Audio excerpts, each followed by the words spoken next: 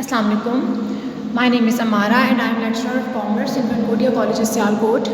Today the topic of our discussion will be foreign trade, गैर मुल्की तजारत, जिसका कि हमने पार्ट 2 पढ़ना है, जिसमें है दरामदी तजारत। ठीक है, दरामदी तजारत सबसे पहले हम इसमें पढ़ रहे हैं। और इससे पहले जो हम लोगों ने पढ़ा था कल चैप्टर, वो जैसे कि आप जानते हैं कि इसमें हमें सारा का सारा जो है, जब हम फॉरेन ट्रेड कर रहे होते हैं तो उसमें जो डॉक्यूमेंट्स रिक्वायर्ड होती हैं उसके बारे में हमें बताया गया था। अब हमने दरामदी तजारत से इसको स्टार्ट करना है।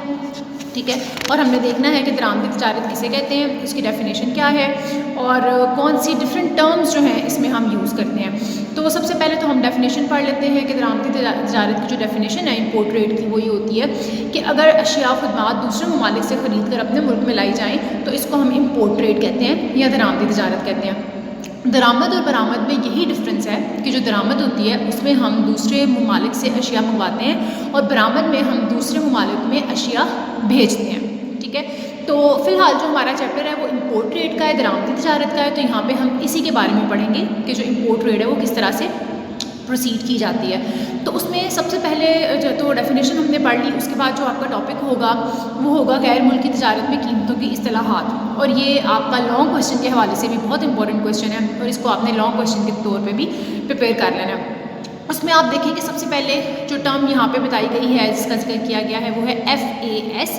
ठीक है, फ्री अलॉन्ग साइड शिप इसको हम कहते हैं। अच्छा जी, अब बेसिकली ये जो टर्म्स हैं ये कीमतें हैं, यानी प्राइसेस हैं कि जब भी फॉरेन ट्रेड हो रही होती है, इंपोर्ट ट्रेड हो रही होती है, तो उसमें हम कीमतों का तयन जो है वो किस तरह से करते हैं। तो अगर आपकी प्राइस जो है वो FAS हो या फ्री अलॉन्ग साइड शिप हो, तो इसका मतलब ये होगा कि ये ऐसी कीमत है कि जिसमें आपका जो माल है, जो अशिया हैं, उनकी एक्चुअल प्राइस के साथ उसे जहाज़ तक पहुंचाने के अखराजात वगैरह शामिल होते हैं। यानी आपने जिस शिपमेंट के थ्रू, जिस शिप कंपनी के थ्रू आपने अपना सामान भेजना है वहाँ तक पहुंचाना, और इसके अलावा आपके जो गुड्स हैं उनकी एक्चुअल प्राइस है, इनको जब हम ऐड ऑन कर देते हैं तो आपके पास जो कीमत निकलती है उसको हम कहते हैं FAS या फ्री अलॉन्ग साइड शिप। अच्छा जी, अब नेक्स्ट पेज पे आप देख सकते हैं, जैसे कि आपको गिवन है फ्री ऑन बोर्ड या FOB। FOB क्या है? FOB से मुराद ऐसी प्राइस होती है कि जिसमें माल की जो एक्चुअल प्राइस होती है उसके अलावा उसके साथ साथ माल को पोर्ट तक पहुंचाने के जो अखराजात हैं वो भी शामिल होते हैं। तो इस तरह की कीमत को फिर हम कहते हैं फ्री ऑन बोर्ड या FOB। Next one is x ship price. Now what is x ship price? इसमें माल की जो कीमत है उसके साथ साथ उसकी तरसील, बंदरगाह का टैक्स, जहाज़ का किराया और जो आपकी इंपोर्ट ड्यूटी है उसको, और माल को ख़रीदार की जो उसका पोर्ट है वहाँ तक पहुँचाने के जितने भी एक्सपेंसेस होंगे तो वो एक्स शिप प्राइस कहलाएंगे। इसके बाद है इनबाउंड प्राइस। अब इनबाउंड प्राइस क्या है कि जिसमें माल की एक्चुअल प्राइस के साथ वो तमाम एक्सपेंसेस भी होते हैं कि जो माल को दरामद करंदा की पोर्ट पे और उसके गोडाउन्स तक पहुंचाने में आते हैं। ठीक है ना, अब यहाँ पे आपकी असल कीमत तो आ गई, लेकिन इसके साथ साथ वो तमाम अखराजात आ गए जो आपने उठाए सामान को, जो आपका ख़रीदार है उसकी पोर्ट तक पहुँचाने तक। ठीक है ना, उसकी जो बंदरगाह है वहाँ से बल्कि आगे गोदाम तक पहुँचाने तक जितने अखराजात हैं वो इनबाउंड प्राइस में आ जाते हैं। उसके बाद देखिए ड्यूटी पेड। ड्यूटी पेड से मुराद ऐसी कीमत है कि जिसमें माल की एक्चुअल प्राइस, ठीक है, और उसमें कस्टम ड्यूटी की अदायगी तक और इससे मुतल्लिका जितने भी एक्सपेंसेस हैं वो शामिल होते हैं। इसी तरह से C&F है, कॉस्ट एंड फ्रेट है।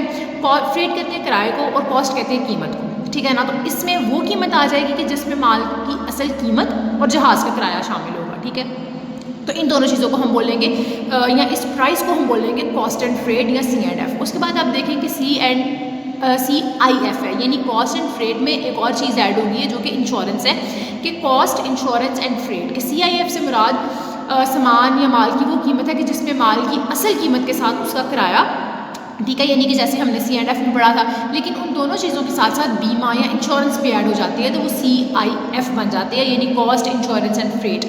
उसके बाद देखिए फ्रैंको मीन्स फ्री प्राइस, कि इस कीमत में ख़रीद करंदा के गोदाम तक होने वाले तमाम एक्सपेंसेस जो हैं बशमूल ड्यूटी वगैरह शामिल होते हैं। नीज इसका मतलब दरामद करंदा को बगैर कीमत के हवाले भी होता है ना, कि जब भी उसने पेमेंट नहीं की तो फिर भी आप उसको चीज़ों को डिलीवरी कर देते हैं, तो उसको भी फ्रैंको के तौर पर लिखा जा सकता है। उसके बाद देखिए कस्टम ड्यूटी है। कस्टम ड्यूटी आपको पता है कि तमाम दरामदात पे जो हम ड्यूटी अदा करते हैं उसको हम कस्टम ड्यूटी कहते हैं, ठीक है। और इसी तरह से फिर एक्साइज ड्यूटी है कि ये जो आमतौर पे वो अशिया जो कि हमारे कंट्री के अंदर ही यूज़ होती हैं उनके ऊपर जो है वो एक्साइज ड्यूटी लगती है। उसके बाद FOR है यानी फ्री ऑन रेल। तो फ्री ऑन रेल का कंसेप्ट तब आता है कि जब आप अपनी चीज़ें जो हैं वो रेलवे स्टेशन या रेल के ज़रिए दूसरी जगह पे पहुंचा रहे होते हैं, ठीक है। उसके बाद है लोकल प्राइस, मकामी कीमत। यानी मकामी कीमत किसी भी चीज़ की वो कीमत होती है कि जिसमें उसकी जो भी कॉस्ट ऑफ प्रोडक्शन है वो सिर्फ आती है और इसके अलावा उसमें दूसरा कोई एक्सपेंस नहीं आता, ठीक है ना। जितनी भी उसको बनाने में कॉस्ट आ रही है वो उसकी मकामी या लोकल कीमत है। उसके बाद देखिए तजारती मुआहदे, ट्रेड एग्रीमेंट्स। ट्रेड एग्रीमेंट्स क्या होते हैं? ज़ाहिर है जो भी दो ममालिक के दरमियान चीज़ों की सेल परचेज़ के हवाले से जो एग्रीमेंट्स होते हैं उनको हम ट्रेड एग्रीमेंट्स या तजारती मुआहदे कहते हैं। इसी तरह से तजारती नुमाइंदे जो कि तजारती मुआहदों में हमारी हेल्प आउट करते हैं उनको कैरी करने में, तो उनको हम तजारती नुमाइंदे बोलते हैं। उसके बाद तजारती तवाज़ुन, balance of trade. Balance of trade जैसे हम पहले भी पढ़ चुकी हैं, ये जो हमारा बैलेंस ऑफ ट्रेड और बैलेंस ऑफ पेमेंट्स है ना, ये साइड बाय साइड चलते हैं और इनका मतलब यही होता है कि हमें कोशिश करनी चाहिए कि अपनी पेमेंट्स कम से कम रखें और अपनी जो हमारी रिसीट्स हैं उनको बढ़ाएं। और ये तभी हो सकता है कि जब हमारी इंपोर्ट कम होगी और एक्सपोर्ट ज़्यादा होगी। उसके बाद देखिए फॉरवर्डिंग एजेंट्स, ये वही होते हैं जो आपको चीज़ों को नेक्स्ट आगे भिजवाने में फॉरवर्ड करने में हेल्प करते हैं, तो दैट्स वाई इनको हम फॉरवर्डिंग एजेंट्स कहते हैं। फिर क्लियरिंग एजेंट्स होते हैं जो चीज़ों की क्लियरिंग में हेल्प करते हैं, ठीक है। जब चीज़ों की क्लियरिंग होनी होती है पोर्ट्स पे तो उस टाइम हमारे क्लियरिंग एजेंट्स जो हैं वो हेल्प आउट करते हैं। अच्छा जी, तो ये तो हमारा पूरा का पूरा वो एक डिफरेंट टर्म्स थी जो कि आपको शॉर्ट क्वेश्चन के तौर पे भी पूछी जा सकती हैं या फिर एज अ लॉन्ग क्वेश्चन भी आ सकती हैं। अब है मीन्स ऑफ इम्पोर्ट, दरामदी ज़राए, ठीक है। उसमें देखिए कि आपके पास कौन से ज़राए हैं कि जिनके ज़रिए आप दरामद कर सकते हैं। उसमें पहला देखिए थोक फरोश, होलसेलर इटसेल्फ एक सोर्स है इंपोर्ट का कि वो भी आप इसमें शामिल हो सकता है। उसके बाद देखिए इंडेंट फॉर्म। इंडेंट फॉर्म जो है ये एक ऐसी फॉर्म होती है कि समटाइम्स जब आप अपना खुद से इंपोर्ट का काम नहीं कर सकते तो फिर आप इस फॉर्म से हेल्प लेते हैं जो कि आपकी इंपोर्ट में हेल्प करती है, लेकिन उस हेल्प के साथ साथ ही आपको कुछ कमीशन चार्ज करती है जो कि आपने पे करनी होती है, ठीक है। उसके बाद देखिए गैर मुल्की दफ्तर खरीद यानी फॉरेन परचेज ऑफिस। तो आप समटाइम्स क्या करते हैं कि दूसरे जो कंट्रीज़ हैं जिनसे आपने तजारती मुआहदे किए होते हैं या जिनसे आप तजारत कर रहे होते हैं, तो उन कंट्रीज़ में आप अपने हेड ऑफिस बना लेते हैं, ठीक है। और वहाँ पे अपने नुमाइंदे मुकर्रर कर देते हैं। फिर वो नुमाइंदे आपकी उस लेन देन में या सेल परचेज कॉन्ट्रैक्ट्स में आपकी हेल्प करते हैं। तो ये 3 तरीक़ेकार हैं या सोर्सेज हैं जो कि इम्पोर्ट के हो सकते हैं। उसके बाद आप देखें कि माल की दरामद का मरवजा तरीक़ाकार यानी मेथड ऑफ इम्पोर्ट है जो कि आपको गिवन है, आप यहाँ पे देख सकते हैं। इसमें जो है इस मेथड को आपने कैरी आउट करना है अगर आपने इंपोर्ट करनी है। तो फिर इन डॉक्यूमेंट्स को आपको जो है पूरे के पूरे बल्कि प्रोसेस को जो कि रजिस्ट्रेशन से स्टार्ट हो रहा है और हुक्मनामा हवालगी पे ख़त्म हो रहा है, तो इस प्रोसेस को आपको इंपोर्ट के टाइम पे फॉलो करना पड़ता है। अच्छा जी, इस फ्लो शीट से हम इसको देख लेते हैं जो कि आपको यहाँ पे पेज नंबर 346 पे नज़र आ रही है कि यहाँ से ही हम इस का जो प्रोसेस है, तरीक़ेकार है, उसको हम देख लेते हैं कि सबसे पहले क्या होता है कि जब आपने इंपोर्ट करनी होती है तो you have to register yourself as a importer और आपके पास दरामदी लाइसेंस होना चाहिए। उसके बाद फिर आप एक इंडेंट भेजते हैं, ठीक है, एक्सपोर्टर को, कि जिसमें फिर आप डिफरेंट क्वेश्चनिंग जो है अपनी माल से रिलेटेड वो कर लेते हैं और फिर आपको जो है एक तजारती मालूमात जो है फराहम की जाती हैं। उस हवाले से जो भी आपकी चीज़ें वगैरह लेनी होती हैं, जो भी आपने परचेजेस करनी होती हैं, उसके हवाले से ट्रेड इन्फॉर्मेशन आपको दी जाती है। फिर कबूलियत का इतलानामा के जो है एक्सपोर्टर आपको इंपोर्टर और एक्सपोर्टर के दरमियान जब एक डील कंफर्म हो जाती है, डील एक्सेप्ट हो जाती है, तो फिर कबूलियत का इतलानामा जो है उसकी प्रिपरेशन शुरू हो जाती है। फिर देखिए उसके बाद आपने जो इंपोर्टर है उसने एक्सपोर्टर को पेमेंट करनी होती है, ठीक है ना। तो उसको ये कोशिश करनी चाहिए कि जो भी उसकी कंट्री की करेंसी है वो उसको उसी में पे करे। तो उसने फिर फॉरेन एक्सचेंज या ज़र मुबादला का अरेंज करना होता है। इसके बाद LC ओपन करना होता है जो कि लेटर ऑफ क्रेडिट है, जो आपको पता है कि एक्सपोर्टर की फेवर में ओपन किया जाता है। उसके बाद फिर आप अपना रेट जो है जिस पे आपने जो इंटरचेंज आपका होगा उस पर जो आपकी करेंसी का वो होगा रेट वो आपने चेकआउट कर लेना है। उसके बाद एक्सपोर्टर ने माल की जब LC ज़ाहिर है ओपन हो जाता है तो फिर माल की रवानगी का इतलानामा इंपोर्टर को देना होता है कि चीज़ें जो हैं वो सेंड की जा चुकी हैं एक्सपोर्टर की कंट्री से। उसके बाद डॉक्यूमेंटेशन जो है वो फाइनलाइज होती है और फिर इंपोर्टर के पास जो है इंपोर्टर ने ज़ाहिर है जब वहाँ से डिस्पैच हो जाती हैं चीज़ें तो उसने पेमेंट करनी होती है और जब चीज़ें इंपोर्टर के पोर्ट पे पहुंच जाती हैं तो उसने फिर कस्टम के लवाजमात पूरे करने हैं, कस्टम ड्यूटीज़ पे करनी है और माल की वसूली कर लेने के बाद पेमेंट कर देनी है और जब पेमेंट हो जानी है तो ऑटोमेटिकली आपका जो प्रोसेस है इंपोर्ट का ये कम टू एंड आ जाना है। तो ये सारा का सारा प्रोसेस था जो कि हम फॉलो करते हैं, ठीक है। आपने जब इंपोर्ट करनी होती है तो फिर आपने अपने मद्देनज़र रखना होता है इस सारे के सारे प्रोसेस को। उसके बाद आप देखेंगे गैर मुल्की तजारत में अदायगी के तरीक़ेकार। अब जब आप फॉरेन ट्रेड कर रहे होते हैं तो उसमें पेमेंट्स किस किस तरह से कर सकते हैं, ये चंद एक उन्होंने क्वेश्चन चंद एक वो रिसोर्सेज आपको बता दी हैं कि जिनके ज़रिए आप पेमेंट कर सकते हैं। उसमें अकाउंट ओपन करके भी हो सकता है, उसमें after dispatch of goods payment हो सकती है, बैंक ड्राफ्ट के ज़रिए पेमेंट हो सकती है, टेलीग्राफ हो सकता है, बाय पोस्ट आप चीज़ें जो पेमेंट है वो कर सकते हैं।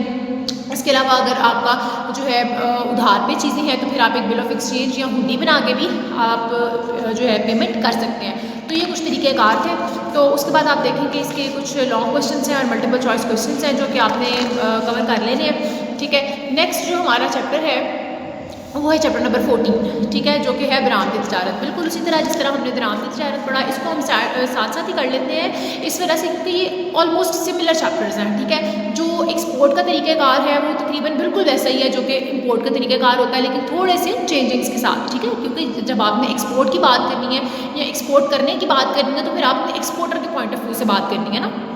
यानी जब हम इंपोर्ट कर रहे थे तो हम इंपोर्टर के पॉइंट ऑफ व्यू से बात कर रहे थे कि जो इंपोर्टर है वो किस तरह से अपनी इंपोर्ट को कैरी ऑन करता है, और हमने उसके पॉइंट ऑफ व्यू से सारी डॉक्यूमेंटेशन की थी और हर चीज़ को देखा था। लेकिन अब बरामदी तिजारत है, एक्सपोर्ट ट्रेड है, तो यहाँ पे हमने कोशिश करनी है कि हम एक्सपोर्टर के पॉइंट ऑफ व्यू से हर चीज़ को देखें कि जो एक्सपोर्टर है जब उसने एक्सपोर्ट करनी होती है तो फिर उसको कौन सी फॉर्मेलिटीज़ को पूरा करना होता है, कौन सी डॉक्यूमेंटेशन को प्रिपेयर करना होता है और किस तरह से इस प्रोसीजर को यानी एक्सपोर्ट का जो पूरा का प्रोसीजर है उसको कैरी आउट किया जाता है। तो वो हम इस चैप्टर में आप देखेंगे, ठीक है।